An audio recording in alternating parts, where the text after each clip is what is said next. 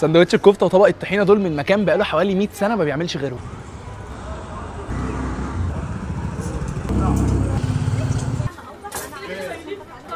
ما شاء الله ما شاء الله، ربنا يديك الصحه يا حاج.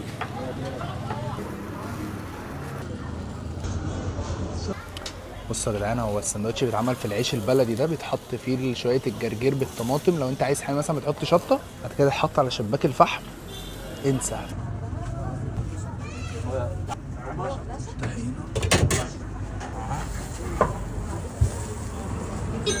شويه الطحينه يا جماعه، هو في ترابيزات وفي كده هنا على الرصيف، بس احنا هناكل على الواقف يعني، فاهم يا اسطى؟ قسما بالله جامد قوي، تغطس فيه كده